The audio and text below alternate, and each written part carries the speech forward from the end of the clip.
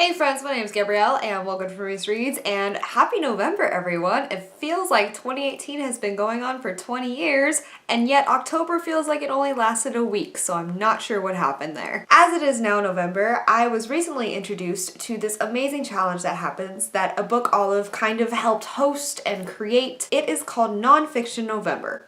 And basically, it's just a challenge for people who enjoy reading books to try and branch out into a different genre that they may not have tried before. And to participate, all you have to do is really read a nonfiction book during the month of November, and congratulations, you're part of us, you've participated. But for those of us who may be a little bit more interested in nonfiction, who have already kind of gone in and out of the different types of books that are involved in nonfiction, there are 4 challenges this year, and how they work is for each challenge you are given 2 pairs words. Part of the challenges of being so open is the fact that there's a lot of creative interpretation, and so you can apply them to yourself in any way that you want. So the 4 challenges this year are past time and pastime, self and shelf, wander and wonder, and micro and macro. So I thought those were really interesting, and to kind of shake things up a little bit, I am going to do a weekly kind of nonfiction wrap up of all the books that I've read during the month of November that happen to fall into this challenge. I've only in fact read 1 nonfiction book, even though I've read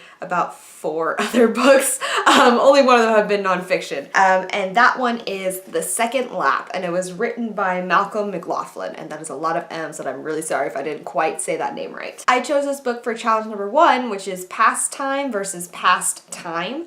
And I chose it because in this book, Malcolm McLoughlin talks about different aspects of his past that he's overcome by using a pastime of his. So in the past, he was actually an alcoholic, and he got through that by developing a passion for running.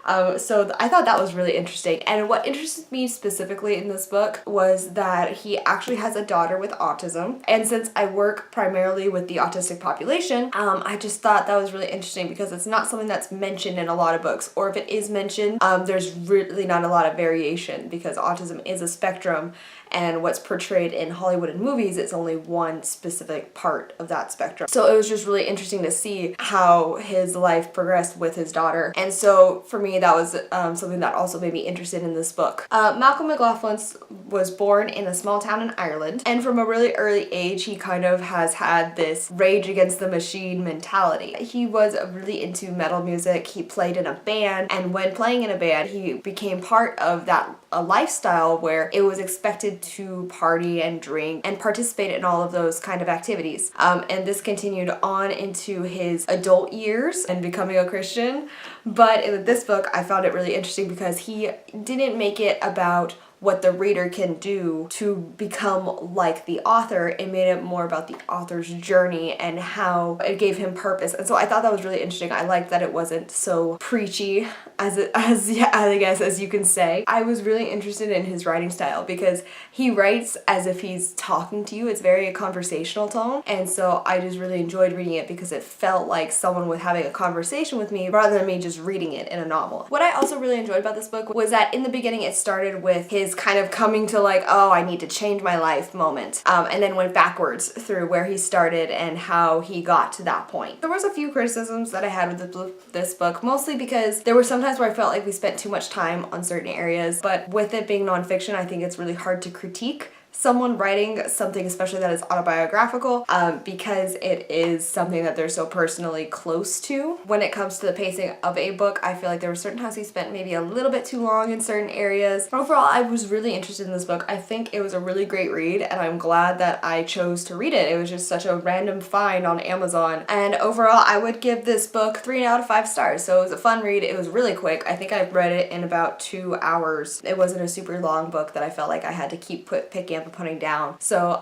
it was definitely worth the time if you have it to try and read this book. But yeah, so that is my first submission for Nonfiction November. And unfortunately, it's also the only nonfiction book that I've read in the first 5 days of November. So I will have to continue with my book list next week. So make sure you guys come back to see what other nonfiction books I've read this month. But for now, that's all I have for you guys today. Thank you guys so much for watching this video. If you like it, then make sure you subscribe to my channel to stay updated with the other nonfiction books that I've read this month, as well as all the other bookish things I give get up to. Also make sure you check me out on Facebook, Instagram, Goodreads, Twitter. All of the other social media links I have are linked in the description down below, so check those out. But for now, that's all I have for you guys today, so thank you so much for watching, and I will talk to you guys later.